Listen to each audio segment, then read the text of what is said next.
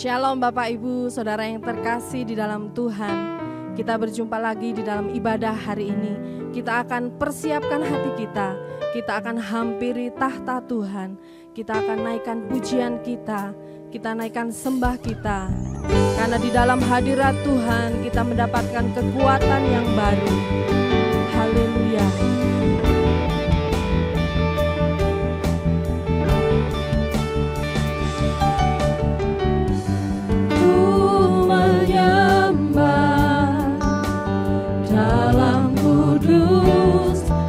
Hadirat-Mu hampiri tahta kasih karunia-Mu Bapa.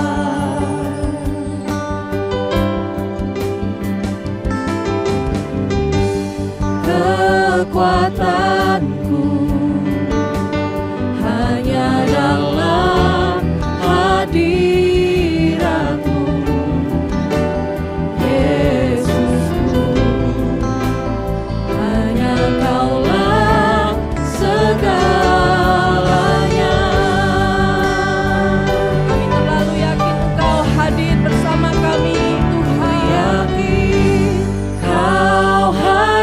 Di sini ku rasakan kuasa yang tak terbatas. Ku yakin Kau nyata di sini. Kemenangan terjadi di sini. Kami datang menyembah-Mu Allah yang Maha Besar.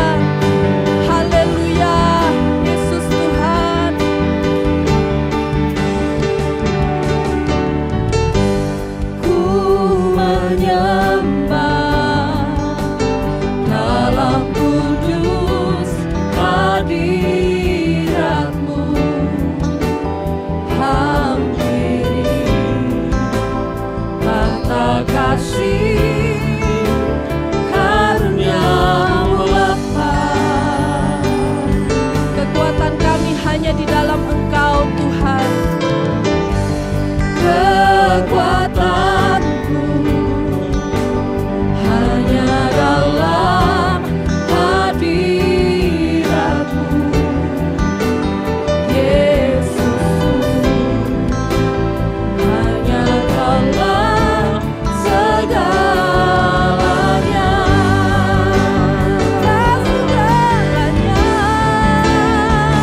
Ku yakin Kau hadir di sini. Ku rasakan kuasa yang tak terbatas. Ku yakin Kau nyata di sini. Kemenangan terjadi di sini. Kami yakin Engkau hadir. Yakin Kau hadir di sini. Ku rasakan kuasa yang tak terbatas. Ku yakin Kau nyata di sini. Kemenangan terjadi di sini. Kesembuhan terjadi di sini. Kelepasan terjadi di sini. Haleluya. Engkaulah kami yang besar dan mulia, Yesus. Kami menyembah-Mu, Tuhan. Kami meninggikan Engkau, Yesus, Tuhan. Haleluya. Haleluya. Kami menyembah-Mu. Kami memuji-Mu.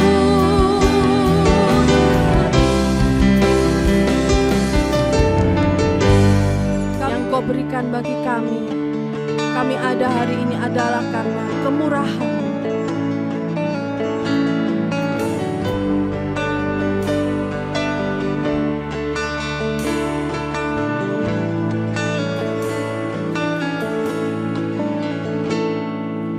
Kau hiasi kehidupanku dengan kemurahan-Mu.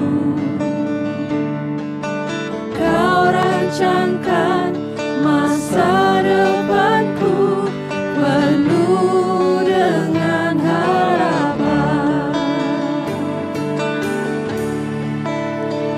Aku ada saat ini, semuanya karena kasih-Mu.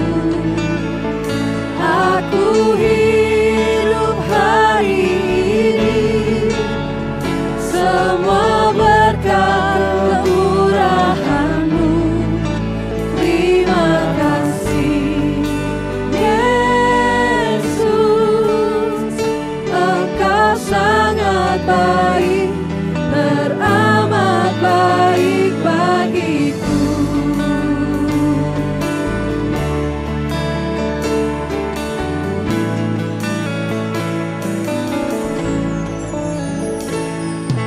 Kau hiasi kehidupanku dengan kemurahan-Mu.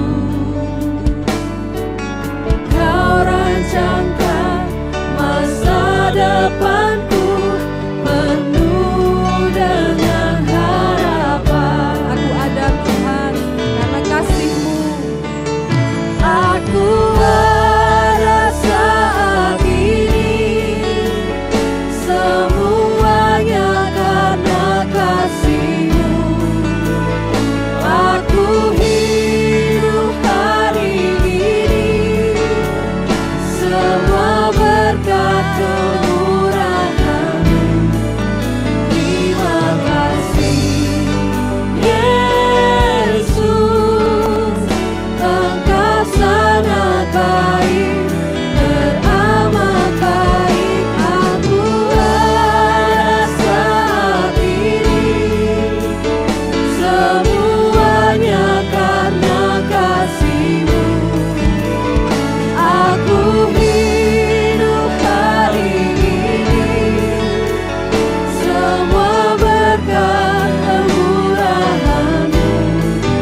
Terima kasih, Yesus.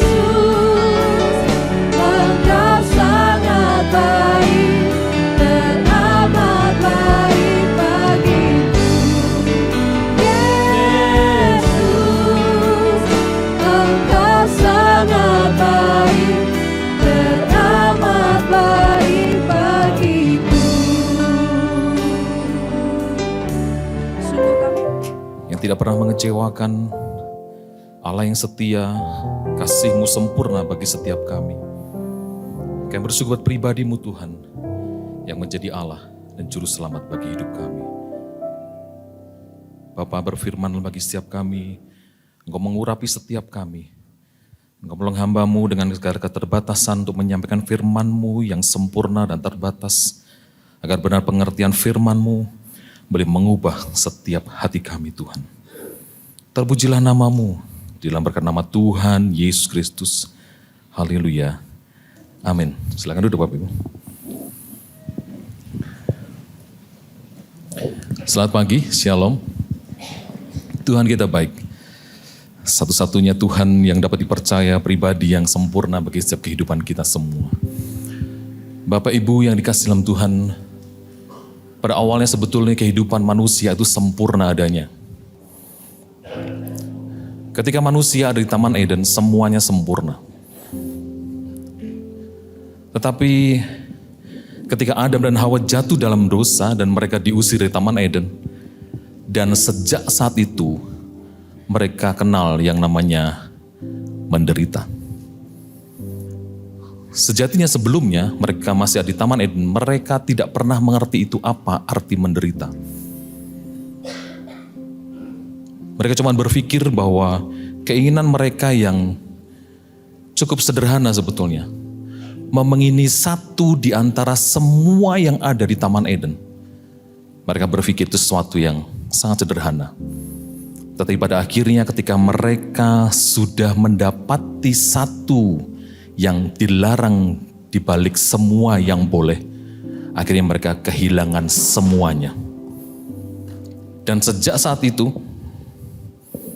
manusia dekat dengan penderitaan. Dan kita yang hidup di dunia ini juga merasakan akibat dari keputusan mereka, perbuatan mereka. Dan kita sebagai manusia juga tidak lepas dari yang namanya menderita. Di Kejadian pasal 3 ayat 19, dengan berpeluh engkau akan mencari makananmu sampai engkau kembali lagi menjadi tanah. Karena dari situlah engkau diambil, sebab engkau debu dan engkau akan kembali menjadi debu. Bapak Ibu, semua ini tidak pernah dirasakan oleh Adam dan Hawa sebelum mereka jatuh dalam dosa. Mereka cuma menikmati segala sesuatu yang terbaik saja, semua tersedia dengan sempurna. Jadi pada akhirnya, kalau kita menyadari bahwa mau tidak mau ketika kita hidup namanya sebagai manusia yang sementara kita hidup di dunia ini, kita pasti menderita. Kita berpikir, enggak tuh hidup saya nyaman. Adakah di antara kita yang tidak punya yang namanya keinginan yang belum tercapai? Adakah di antara kita yang semua keinginanku tercapai semua? Semua yang kuharapkan tersedia semua, tidak ada seorang pun. Dalam kondisi status sosial apapun seorang manusia, pasti yang namanya penderita atau keinginan itu akan melekat dengan manusia tersebut. Bapak Ibu, ada cerita menggemparkan yang baru-baru terjadi, yang menggoncang seluruh dunia dan para orang-orang terkenal di dunia ini. Kita berpikir mereka adalah orang-orang yang sangat-sangat luar biasa kekayaannya. Tetapi ternyata mereka juga masih memerlukan hal-hal yang mereka butuhkan untuk memenuhi setiap keinginan mereka. Dan itu seringkali tidak terjadi seperti yang mereka harapkan. Jadi pada dasarnya semua manusia di dunia sedang menderita. Padahal penderitaan adalah kata yang seringkali kita akan coba hindari. Siapapun kita. Apakah kita orang percaya sekalipun, kita berpikir, kita berharap, kita menghindari yang namanya penderitaan. Menderita itu adalah kata kerja yang punya pengertian menanggung sesuatu yang tidak menyenangkan. Berurusan dengan sesuatu yang tidak menyenangkan, kita akan selalu dekat dengan hal itu. Tapi menderita dikatakan, terjemahan bahasa Indonesia mengatakan bahwa kita menanggung sesuatu yang tidak menyenangkan itu disebut sebagai menderita. Jadi benarlah bahwa setiap manusia yang di dunia ini adalah orang-orang yang sedang menderita. Baik secara fisik maupun pikiran serta perasaan. Entah itu sedang mengalami sakit penyakit, kesengsaraan, pergumulan akan masa depan, atau beban hidup dan seterusnya. Di mana terjemahan bahasa Indonesia menggarisbawahi tentang keadaan menyedihkan yang harus ditanggung. Itu adalah menderita. Tentu kita semua sepakat bahwa kita semua mengalami yang namanya sesuatu yang tidak sesuai dengan harapan kita. Itu sudah disebut sebagai menderita. Dan benar itu terjadi sejak manusia jatuh dalam dosa. Selanjutnya, bagaimana kita merespon ketika kita sadari bahwa kita semua manusia yang hidup di dunia ini adalah menderita? Ada kelompok orang-orang yang kehilangan.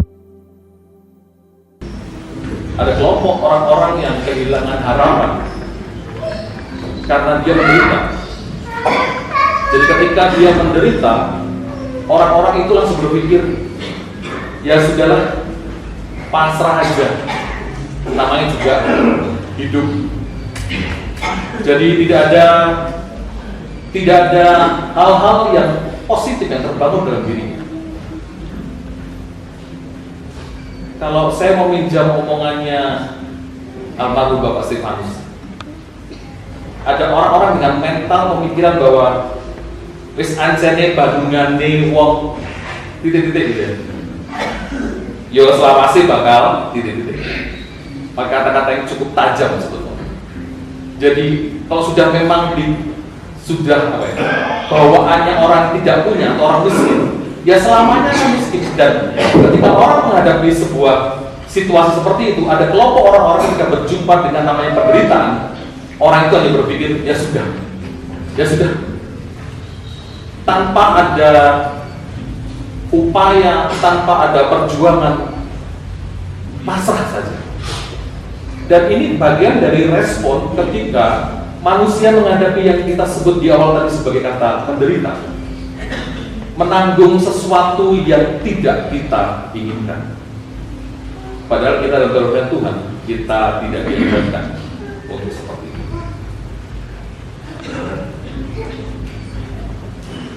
Namun selain itu ada kelompok orang-orang ketika berhadapan berurusan dengan kata menderita tadi, di mana kelompok orang tersebut masih punya yang namanya harapan. Hidupnya susah, selamat datang kembali. Hidupnya menderita, harus menanggung sesuatu yang tidak nyaman. Cek 1, 2, 3. Tetapi justru ketika dalam situasi seperti itu, ada kelompok orang-orang yang justru pegang sekali yang namanya pengharapan. Kalau kelompok yang pertama tadi responnya ketika berjumpa dengan sesuatu yang tidak nyaman, maka orang tersebut langsung kehilangan harapan. Sudahlah, hidup begini aja, ya sudah. Sampai akhir hidup ya begini saja. Tapi ada berikutnya kelompok orang-orang yang ketika berjumpa dengan yang namanya menderita yang kita bicarakan tadi, maka orang-orang tersebut justru atau masih memiliki yang namanya harapan. Respon ketika istri Ayub berjumpa dengan Ayub, kelompok orang pertama mengatakan, sudahlah, kutuki ayah Allahmu, kutuki Tuhanmu dan matilah saja. Itu adalah respon dari orang-orang kelompok yang pertama tadi. Yang mengatakan bahwa sudah, seperti hidup ini sudah, terima aja, selesai. Memang jalur hidupmu begitu. Tapi ada kelompok penting yang kita mau bicarakan pagi hari ini. Bagaimana setiap kita yang memang semua berurusan dengan sesuatu yang semua kita bergumul. Semua kita berharap, semua kita pengen mencapai sesuatu yang disebut sebagai rasa nyaman, rasa aman. Tetapi kita sedang menanggung sesuatu yang tidak kita dapatkan tersebut. Dan orang-orang itu justru malah memiliki harapan. Kalau kelompok yang kedua saya bicarakan, orang-orang yang merespon ketika menderita, tapi masih tetap memiliki harapan, orang-orang ini pun dibedakan menjadi dua bagian lagi. Jadi orang-orang yang masih punya harapan itu ternyata terbagi dalam kondisi dua bagian lagi. Yang pertama adalah orang-orang yang memiliki harapan namun dengan sikap yang salah. Berharap tetapi menyikapi dengan salah. Dan disebut sebagai harapan palsu. Harapan semu. Karena berpikir masih ada sesuatu yang digenggam tangannya, sehingga merasa tidak hilang harap sepenuhnya. Karena masih memiliki sesuatu yang dapat diandalkannya. Berharap sih berharap, tetapi berharap kepada sesuatu yang istilahnya harapan semu. Bapak Ibu, kalau dulu saya masih ingat awal-awal mall yang besar itu kalau di Surabaya waktu itu ada di Sogo ya. Waktu awal-awal Sogo itu mulai dikembangkan, saya ngelihat kaca sepanjang koridor yang ada itu, semua ditulisin dilarang bersandar pada kaca. Tapi kalau kita ngeliat ke sana, ada cukup banyak orang-orang yang tetap aja menyandarkan tangannya dan melihat pemandangan ke bawah. Tanpa menyadari kalau dilihat dari sisi yang lain, Itu situasi yang cukup mengerikan karena di depan orang itu cukup jurang atau lantai yang cukup curam yang di depannya. Kaca itu kan tempered. Sekuat-kuatnya kaca, dia belum ada penguatnya. Karena ternyata belum ada besi penyangganya yang kalau kita sekarang lihat sudah ada besi sepanjang kaca itu. Dan kalau kita melihat bahwa sebetulnya tulisan itu diberikan sebagai pembatas peringatan untuk keselamatan bagi kita sendiri. Diingatkan, jangan bersandar pada kaca itu. Kalau itu patah, Anda yang terima resikonya. Tapi orang seringkali berpikir, gak apa-apa kok ada kacanya. Ada peristiwa di tahun 2024, mungkin pernah kita masih ingat Bapak Ibu sekalian. Ada peristiwa seorang wisatawan dari Tiongkok, Huang Liong, 31 tahun yang jatuh di jurang di Kawah Ijen. Pernah ingat Bapak Ibu? Lagi foto sama suaminya.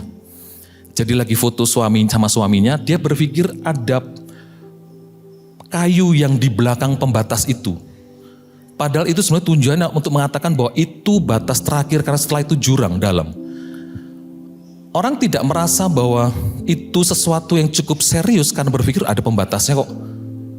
Jadi akhirnya mereka foto-foto dan yang terjadi adalah Huang Liong itu ketika dia mundur dan mencari posisi angle yang paling bagus fotonya, dia mundur dan ternyata roknya tersangkut dengan batu dan dia terbawa ke belakang dan menabrak pembatas kayu itu. Dan kayu itu pembatas yang cuma hanya sebagai pengingat bahwa ini batasnya, tidak kuat menahan tubuhnya.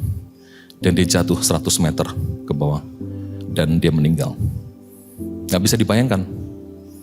Lagi liburan, foto-foto, terus terjadi musibah. Karena berpikir cukup kuat pembatas itu. Cukup kuat sebagai pengharapan, menopang dirinya supaya dia tetap selamat. Orang berpikir, dia berharap pasti aman, ada pembatasnya kok. Tapi ada di dunia ini, ketika kita menempatkan harapan kita kepada sesuatu yang tidak benar-benar kuat, maka sejatinya kita sebagai seorang yang berharap, namun pengharapan yang semu. Kenapa kita bicarakan ini Bapak Ibu? Skenario besar dari dunia ini, ketika Tuhan menciptakan manusia dan terjadi pergeseran dari apa yang jadi harapan Tuhan, Adam dan Hawa jatuh dalam dosa. Tuhan berharap agar situasi yang berat yang dialami oleh manusia di dunia ini, pada akhirnya membawa mereka untuk mereka boleh kembali lagi kepada Allah yang menciptakan mereka, yang pernah mereka rasakan persekutuan mereka dengan Tuhan di Taman Eden itu. Apakah Tuhan tidak bisa menciptakan dunia yang baik? Bisa. Tapi kenapa di dunia ini penuh banyak sekali keterbatasan? Kenapa di dunia ini penuh sekali dengan ketidakadilan? Salah informasi, salah paham. Kenapa dunia penuh dengan seperti itu? Karena Tuhan mau mengingatkan bahwa ada satu situasi, satu tempat yang hendaknya kita rindukan bersama. Dan itu yang menjadi harapannya Tuhan. Saya akan berlanjut kepada satu kelompok orang yang memiliki harapan dan meresponnya dengan benar. Dan mari sama-sama kita sepakati untuk kita mau berjuang bersama-sama. Agar di tengah situasi yang tidak menentu ini, di mana kita hidup di dunia yang penuh dengan ketidakadilan, penuh dengan ketidaksempurnaan, di mana kita hidup di dalamnya, di mana kita merasakan sebuah penderitaan, kan kita sama-sama sebuah manusia berdosa yang hidup dalam penderitaan ini. Mari kita merespon dengan sebuah harapan yang benar. Cuman perlu kita perhatikan baik-baik. Terkadang Tuhan itu mau ikut campur dalam diri kita. Karena Tuhan sayang dengan kita. Tuhan sedang mengintervensi hidup kita. Di mana Tuhan mau agar Tuhan mengambil sebuah kedaulatan dimilikinya dengan mengambil kenyamanan yang ada dalam diri kita. Kalau kita tiba-tiba sedang merasakan sebuah ketidaknyamanan di dunia ini, mungkin usaha kita, bisnis kita, mungkin apa yang sudah kita kumpulkan, apa yang kita sudah upayakan untuk kita miliki dan tiba-tiba mengalami sebuah perubahan. Kalau saya mengatakan di sini Tuhan sedang mengambil kenyamanan kita, kita berpikir bahwa Tuhan tidak sayang dengan kita. Padahal justru sebaliknya, sesuai dengan skenario besar dari Tuhan yang mengasihi kita, Tuhan mau agar perhatian kita tidak tertuju kepada apa yang ada di genggaman tangan kita, tapi Tuhan mau agar kita mengalihkan perhatian kita kepada tangannya yang sedang memegang tangan kita. Tuhan mulai ambil satu persatu dari tangan kita dengan tujuan untuk mengajarkan kepada kita bahwa kita aman itu bukan karena apa yang kita miliki dalam genggaman tangan kita, namun kita aman karena tangannya sedang menggenggam tangan kita. Bapak Ibu, mari kita berpikir dari sejak kecil dulu aja. Paling sederhana. Kalau kita zaman-zaman mungkin di sekolah masih SD waktu itu ya. Kalau waktu jam istirahat, itu terlihat wajah anak-anak yang masih punya uang saku sama anak-anak yang sudah tidak punya uang saku. Itu kelihatan dari wajahnya. Kalau kita sekarang nanya gini, kok ada yang murung habis ya uang sakunya. Tapi kalau masih yang wah santai masih banyak uang sakunya. Gimana pun juga secara mendasar bahwa ketika manusia punya sesuatu yang ada di genggaman tangannya, dia gak merasa menderita. Dia gak merasa, aduh harus gimana. Tidak begitu. Demikian juga kehidupan kita manusia. Kalau kita masih mempunyai sesuatu yang menjadi harapan-harapan kita, saya percaya perhatian kita kepada Tuhan tidak akan sepenuhnya. Karena itu kecenderungan manusia. Dan Tuhan mengingatkan kepada kita bahwa biarlah kita terus melatih diri kita dalam keadaan apapun. Kita tetap berpengharapan sepenuhnya kepada pengharapan yang kuat, yaitu Tuhan Yesus Kristus yang luar biasa mengasihi kita. Ada satu tokoh yang kita mau sama-sama kenali dari hidupnya. Kita akan sama-sama dasari pembacaan kita pagi hari ini. Di Markus pasal yang ke-5. Kalau Bapak Ibu baca dari ayat 21 sampai ke ayat 43, ada satu perikop yang ditulis di sana. Yesus membangkitkan anak Yairus dan menyembuhkan seorang perempuan yang sakit pendarahan. Saya percaya kita semua sama-sama tahu, kenal dengan baik cerita ini. Dalam Markus pasal 5 ayat 21 sampai 43 ini berbicara tentang satu perikop yang sebetulnya berbicara tentang dua peristiwa, tetapi sebetulnya penekannya hanya kepada satu saja, satu hal yang sama. Ada orang-orang mengatakan ini pola sandwich, pola burger, karena bertumpuk, tapi sebetulnya itu satu bagian. Dan cara menikmati sandwich atau burger itu harus benar. Kalau Bapak Ibu beli burger atau sandwich, itu pasti makan jadi satu kan? Jadi satu. Walaupun tumpukan roti, apalah daging, sayur, di atas roti lagi, makannya kan jadi satu. Namanya juga sandwich atau burger. Dan ketika kita makan jadi satu, maka kita akan bisa menikmati semua yang terkandung di dalamnya.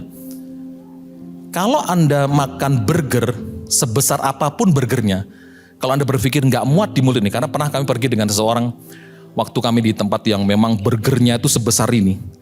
Dan memang kan tetap sebesar ini pun juga kita berusaha untuk makan sebisanya, walaupun kadang-kadang hidung kita sampai dagu kita bisa kena dari isi burger. Tapi ketika kita rasakan semuanya, kita akan menemukan maksud dari rasa burger itu seperti apa. Ternyata teman kami tiba-tiba karena dia rasa gak cukup, dia taruh di meja, dia ambil rotinya satu di atas, dia makan. Habis itu dagingnya dia makan, terus baru dia makan rotinya lagi. Dan dia tidak akan pernah ketemu senangnya atau nikmatnya burger atau sandwich itu. Jadi satu perikop ini punya pola seperti itu.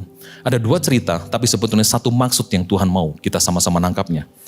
Ini berbicara tentang, kalau kita lihat di ayat yang ke-21 sampai 24, itu lapisan pertama di mana sebetulnya Yairus ketika Yesus sedang menyampaikan berita kebenaran itu kepada banyak orang, tiba-tiba Yairus datang kepada Yesus dan menginterupsi apa yang sedang Yesus kerjakan untuk meminta agar Yesus berdoa bagi anaknya yang sedang sakit waktu itu.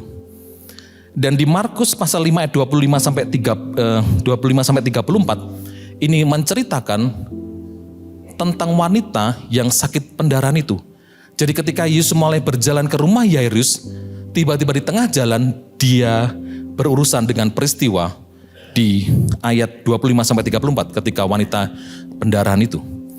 Ketika dia sudah mengerjakan itu dan dia kembali lagi kepada urusan yang dari mulanya, yaitu dia menuju kepada rumah Yairus. Kalau kita melihat pada pola pagi hari ini, di mana ada dua peristiwa yang sama-sama menginterupsi Yesus, di mana ketika Yesus berkhotbah di depan banyak orang, Yairus datang menginterupsi aktivitas Yesus, lalu Yesus meninggalkan orang banyak itu dan pergi ke rumah Yairus. Waktu ia pergi ke rumah Yairus, Yesus diinterupsi oleh perempuan yang sakit pendarahan 12 tahun tadi itu, yang sama-sama ditolong itu sama-sama perempuannya. Anak Yairus perempuan, dan wanita yang pendarahan itu juga perempuan. Dan mereka sama-sama berurusan dengan 12 tahun. Wanita itu mengalami pendarahan 12 tahun, dan anak Yairus itu 12 tahun. Dan mereka sama-sama pada akhirnya menceritakan tentang sesuatu yang dikerjakan Yesus seperti hal-hal yang tidak pernah punya harapan lagi. Karena wanita dalam cerita yang kita mau bicarakan pagi ini, itu sedang mengalami sebuah sakit yang tidak pernah henti-hentinya, sampai dia seperti seolah yang kehilangan harapan. Karena semua diupayakan, dia sampai habis semuanya, dan dia tidak mendapatkan apa yang dia inginkan. Dan kalau kita berbicara urusan dua hal ini, di mana wanita ini sebenarnya wanita yang najis, dan dia tidak boleh bersentuh dengan orang.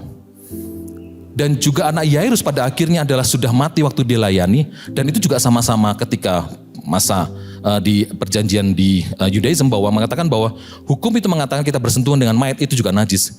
Jadi ada sebuah peristiwa-peristiwa yang hampir sama semuanya. Tapi ada satu hal yang kita perhatikan baik-baik tentang inti dari apa yang kita mau bicarakan. Makanya seolah tadi kan cerita dari perikop ini mengatakan seolah pengenalan tentang anak Yairus, dan pada akhirnya tentang bahwa anak Yairus akhirnya yang sudah mati dan dia sudah menjadi sembuh dan dia hidup lagi. Tetapi di tengahnya itu sebuah peristiwa yang diceritakan sangat detail tentang apa saja yang terjadi di sana.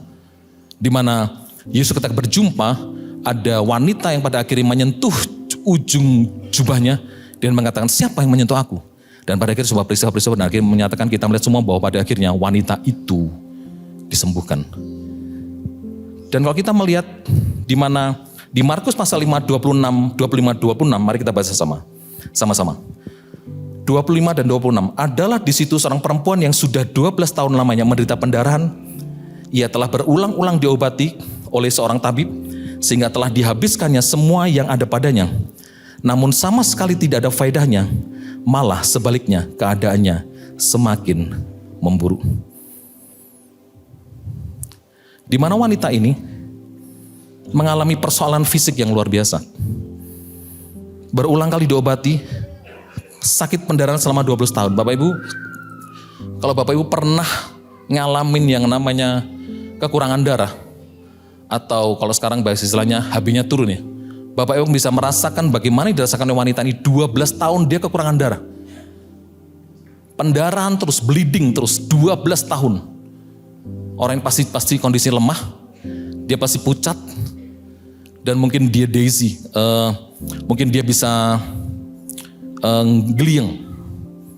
Itu situasi yang dihadapi oleh perempuan tadi. Dan kalau kita melihat bahwa apa yang dialami oleh wanita tersebut, di mana wanita ini gak cuma merasakan sakit secara fisik saja, tetapi anggapan di sekitarnya wanita ini adalah wanita yang bersalah dan berdosa karena dianggap dikutuk Tuhan. Karena kenapa? Orang yang sakit seperti ini dan tidak bisa disembuh-sembuhkan, maka sebetulnya anggapan secara sosial orang ini sebetulnya sedang sakit berdosa dan sedang dikutuk oleh Tuhan. Sudah capek, sudah lemes, sudah habis-habisan, sudah gak tahu lagi harus kemana, masih dihakimi oleh sekitarnya. Dan ini sesuatu yang gak cukup di situ saja. Kalau kita melihat ada budaya di Perjanjian Baru ini, di mana di daerah Mediterania kuno mereka itu ada punya falsafah dari tentang kondisi manusia secara sosial, di mana di dalam budaya itu ada 3 hal yang mereka anggap penting, yaitu berbicara tentang honor and shame, kehormatan atau aib, power and fear, kuasa dan ketakutan, dan juga tahir dan najis. Jadi orang itu dianggap secara anggapan sosialnya seseorang yang bisa dihormati, dihargai ketika dia punya kehormatan, kekuasaan, dan tahir, tidak najis. Sedangkan semua anggapan itu, perempuan ini tidak punya satu pun, karena dia dianggap sebagai orang yang kena aib karena sakit itu, dan dia juga dalam kondisi yang penuh dengan kekhawatiran dan ketakutan, dan dia unclean, najis. Kalau misal kita sekarang di sini, budaya kita mungkin di Jawa ya, kalau ada di sana bibit, bebet, bobot, garis keturunannya gimana, status sosial, kemapanan ekonomi gimana, terus karakter atau pencapaian pendidikannya gimana, itu semua adalah bobot, bebet, bibit. Dan kita semua dianggap, dinilai berdasarkan standar itu, sama seperti budaya yang dialami oleh wanita tadi. Dan ketika wanita itu tidak memenuhi semuanya itu, dia seorang yang benar-benar sangat menderita. Dia nggak dianggap penting. Tapi ada satu yang membuat dia pada akhirnya dia berjumpa sesuatu yang sempurna dalam hidupnya. Di mana pada akhirnya dia dengar berita tentang Yesus. Dia seorang yang bisa menyembuhkan. Itu pergumulan dia. Itu kerinduan besar dia.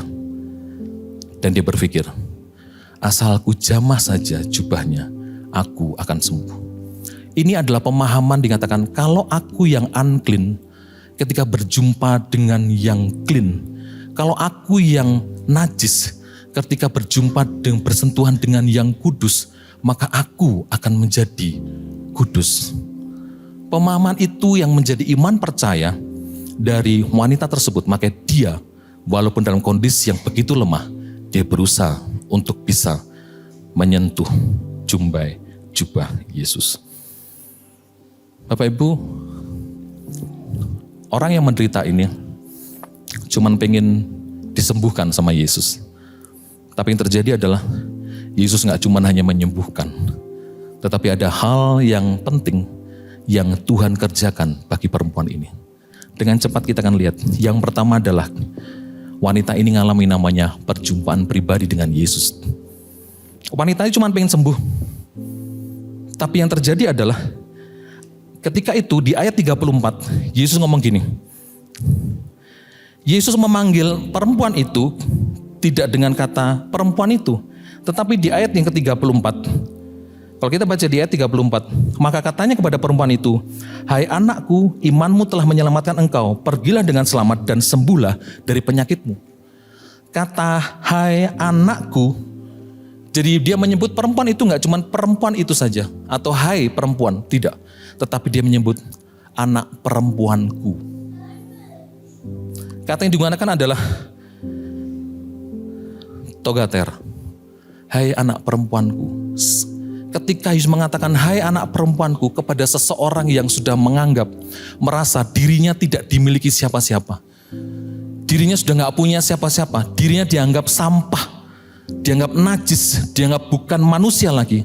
Tapi dia seorang yang hebat dan mengatakan kepada wanita itu, "Hai anak perempuanku, apa yang kamu percaya telah menyelamatkan engkau."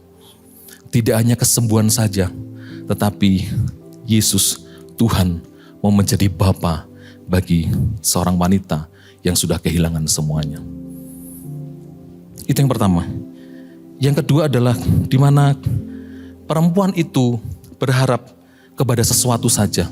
Asal ku jamah saja jubah itu, aku sembuh.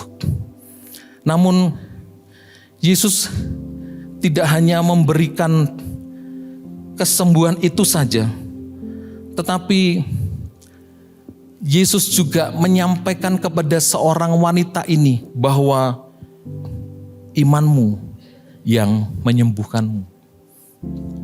Apa yang kau percaya itu yang membuat engkau sembuh. Maksud pemahaman ini adalah bukan karena dia sudah menyentuh ujung jubah Yesus, sesuatu, tetapi Yesus mengatakan, engkau sudah berjumpa dengan aku. Wanita itu cuman hanya asal ku jamah saja, tetapi wanita itu juga berjumpa dengan iman percaya yang ditujukan kepada satu pribadi yang berkuasa. Bersandar sepenuhnya, bukan kepada pemberiannya, bukan kepada thing-nya, sesuatunya, tapi kepada pribadinya. Jadi ketika kita berharap dengan benar, maka kita gak cuma hanya menikmati pemulihan hubungan pribadi kita dengan Tuhan, tetapi kita juga akan menikmati perjumpaan secara pribadi. Sumber pengharapan kita, sandaran kita tujukan kepada pribadi yang benar. Dan yang terakhir adalah Tuhan memulihkan kehidupan wanita ini. Perempuan ini mendapatkan keutuhan di dalam Kristus Yesus. Dia gak cuma hanya sembuh, tapi dia dapat selamat. Dia dapat shalom. Dia dipulihkan secara sosial. Kenapa pentingnya Yesus sampai berhenti dan menanyakan kepada muridnya, siapa yang menyentuh aku? Karena Yesus pengen berbicara kepada perempuan itu di tengah kerumunan banyak orang itu. Dia mengatakan, engkau sudah sembuh. Padahal situasi masa itu yang mengatakan bahwa manusia itu sudah sembuh hanyalah milik orang imam. Jadi Yesus menggunakan dirinya sebagai seorang imam yang mengatakan engkau sudah tahir. Dan sudah menunjukkan kepada semua orang bahwa dia sudah sembuh. Bapak Ibu, jadi kondisi situasi ini menunjukkan kepada kita bahwa kehidupan kita dipulihkan. Kehidupan wanita itu dipulihkan. Secara anggapan dari orang yang menganggap bahwa kamu wanita terkutuk, kamu mendapatkan sesuatu yang jadi hukuman Tuhan, dan engkau sekarang sudah disembuhkan, dan engkau sekarang dinyatakan sudah tahir. Dan anggapan pemulihan dari orang-orang sekitarnya itu jadi dipulihkan. Ketika seorang menderita datang kepada Yesus, pengharapan yang sesungguhnya, maka sebetulnya dia mengalami perjumpaan secara pribadi, dia terus dibangkitkan iman percaya dengan benar, dan dia akan mengalami pemulihan yang sesungguhnya. Perjalanan kita sebagai orang percaya adalah perjalanan yang harusnya melalui kepada 3 bagian ini. Bagaimana kita mengalami pemulihan secara pribadi dengan Tuhan. Kekristenan tanpa perjumpaan pribadi dengan Tuhan itu bukan kekristenan sesungguhnya. Kehilangan arti dalam kekristenan. Dan iman percaya yang dibangun adalah iman percaya kepada pribadi Tuhan sendiri. Ada pemahaman orang dengan kekuatan pikiran, kekuatan perkataan. Bukan itu yang Tuhan mau. Tetapi kekuatan dari iman percaya kita kepada pribadi Tuhan yang sudah menunjukkan kasih-Nya kepada setiap kita. Perkataan iman adalah berbicara tentang bagaimana kita percaya bahwa ada satu pribadi yang adalah Tuhan yang menciptakan langit dan bumi. Dia mati di atas kayu salib untuk membebaskan kita dari setiap belenggu dosa. Dan yang terakhir, bagaimana kehidupan kita pasti akan dipulihkan. Mungkin wanita ini cuma hanya satu saja yang mengalami perubahan secara fisiknya, di mana dia berhenti pendarahannya. Tetapi dia juga mengalami hal yang lebih lagi, di mana dia diterima oleh masyarakat, dipulihkan kembali. Kehidupan orang percaya Walaupun mengalami penderitaan dalam hidup ini, mengalami pergumulan dalam hidup ini, tapi ketika kita bersandar terus kepada Tuhan, berharap sepenuhnya kepada Tuhan, maka pada akhirnya Tuhan yang ada dalam diri kita yang akan memulihkan kehidupan kita. Kalau kita dulu dikenal sebagai orang yang terbuang, wah siapa itu? Tahu dulu orang itu kayak gitu dulu. Tapi ketika orang itu datang kepada Tuhan, berjumpa dengan Tuhan, maka hidupnya akan dipulihkan. Dan orang yang terkagum tentang bagaimana Tuhan memulihkan orang itu. Dan ini menjadi harapan kita, ini menjadi perjuangan kita terus. Kita yang sama-sama kita sadari dari sejak semula kita adalah orang-orang yang menderita karena kesalahan Adam dan Hawa. Tapi karena Kristus saja yang membuat hidup kita boleh dipulihkan. Kiranya Tuhan menolong kita bahwa pada akhirnya hanya anugerah saja yang menjadi dasar kita untuk berharap setiap waktu. Ada satu pujian, tak terbatas kuasamu, tak terduga caramu. Hanya Tuhan yang kita bisa andalkan satu-satunya. Tuhan yang selalu ada di setiap langkah hidup kita. Tak terbatas kuasamu, tak terduga caramu. Kau yang ku andalkan di setiap langkah hidupku. Tak terbatas kasih-Nya bagi setiap kita. Tak terbatas kasih-Mu, tak terduga jalan-Mu. Kau yang ku percaya di segala sini. Tak terbatas kuasa-Mu Tuhan. Haleluya. Glory. Tak terbatas kuasa-Mu, tak terduga caramu. Kau yang ku andalkan di setiap langkah hidupku. Tak terbatas kasih-Mu, tak terbatas kasih-Mu, tak terduga jalan-Mu. Kau yang ku percaya di segala sini. Mari kita siapkan hati kita. Itu satu bukti bagaimana seorang pribadi yang begitu mengasihi kita, yang layak menjadi sandaran bagi hidup kita, pengharapan satu-satunya.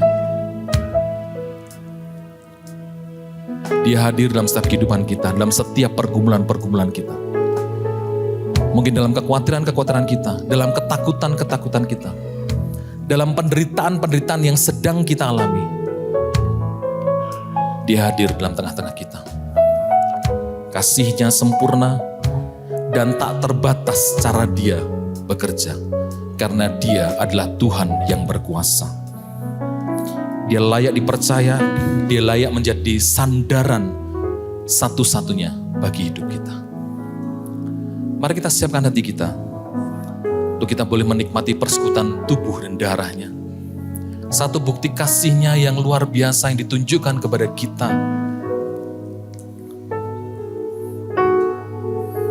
Haleluya Yesus. Haleluya. Mari kita sama-sama berdiri dan kita pujikan tak terbatas kuasa-Mu. Tak terbatas kuasa-Mu, tak terduga cara-Mu. Kau yang ku andalkan di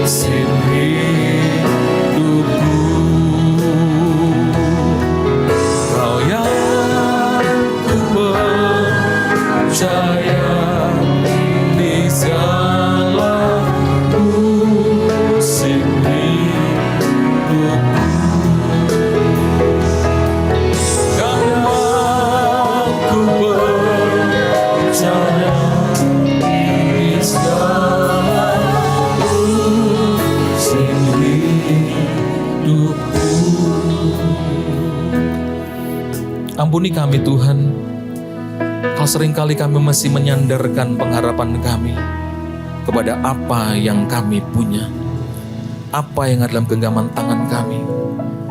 Tapi Kau menolong dengan kebenaran firman-Mu Tuhan, bahwa pengharapan yang tidak pernah mengecewakan hanya di dalam Engkau saja.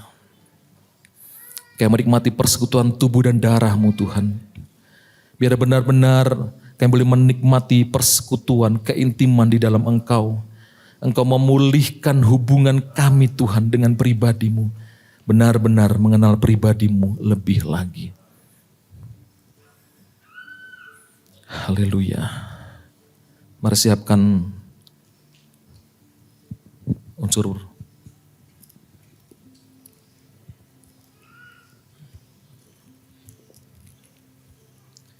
kita angkat tinggi-tinggi di tangan kanan kiri, roti di tangan kita. Dan ketika mereka sedang makan, Yesus mengambil roti, mengucap berkat, memecah-mecahkannya, lalu memberikannya kepada murid-muridnya dan berkata, ambillah, makanlah, inilah tubuhku. Kita makan di dalam nama Tuhan Yesus Kristus.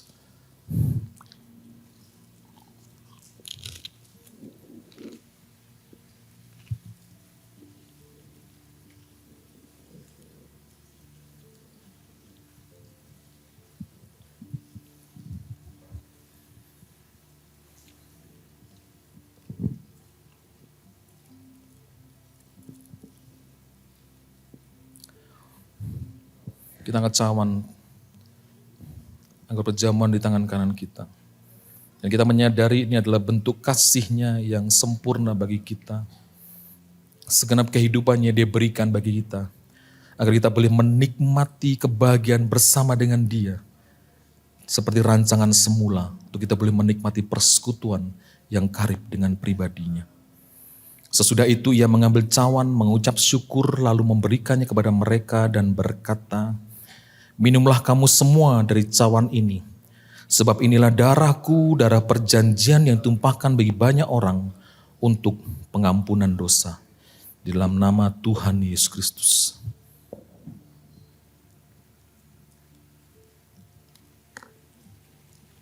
Haleluya, haleluya.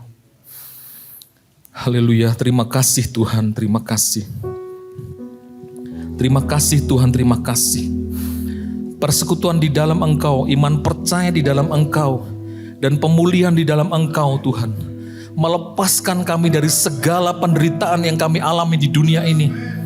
Apakah itu sakit penyakit, apakah itu pergumulan, apakah itu tantangan, Tuhan sudah menyelesaikan semuanya di atas kayu salib. Dan kami percaya persekutuan di dalam tubuh dan darah-Mu berikan kekuatan kepada kami, memberikan pengingat kepada kami bahwa Engkau satu-satunya pribadi yang begitu sempurna bagi setiap kami. Engkau pribadi yang begitu sempurna bagi setiap permasalahan dalam hidup kami. Engkau cukup bagi kami, Engkau cukup bagi kami Tuhan. Terima kasih buat pribadi-Mu Tuhan, terima kasih. Dan ajar kami untuk semakin berharap sepenuhnya, satu-satunya hanya di dalam Engkau saja. Terima kasih Bapa. Terpujilah nama-Mu Tuhan, kekal selama-lamanya. Dalam berkat nama Tuhan Yesus Kristus. Haleluya. Amin. Silakan.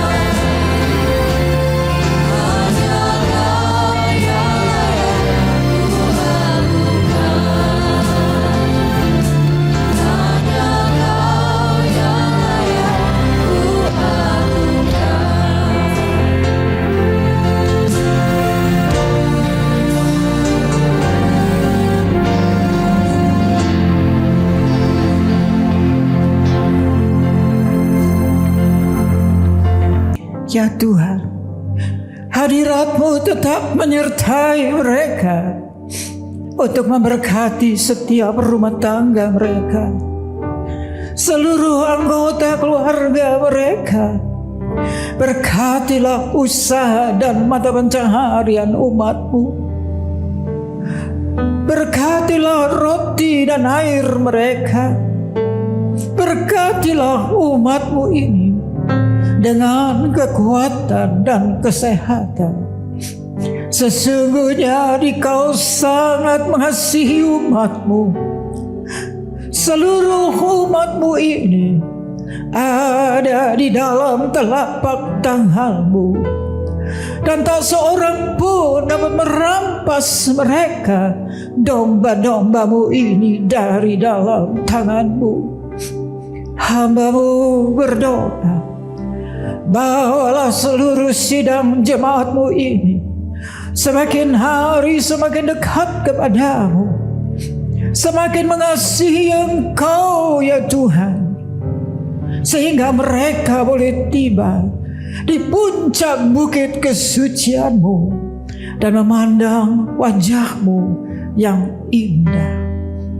Kini sidang jemaat yang dikasihi Tuhan, Allah yang kekal adalah naungan-Mu, dan lengannya yang abadi menopang Engkau. Tuhan memberkati Engkau dan melindungi Engkau. Tuhan menyinari Engkau dengan wajah-Nya, serta memberikan Engkau kasih karunia. Tuhan menghadapkan wajah-Nya kepadamu dan memberikan Engkau damai sejahtera di dalam berkat nama Tuhan Yesus Kristus. Amin.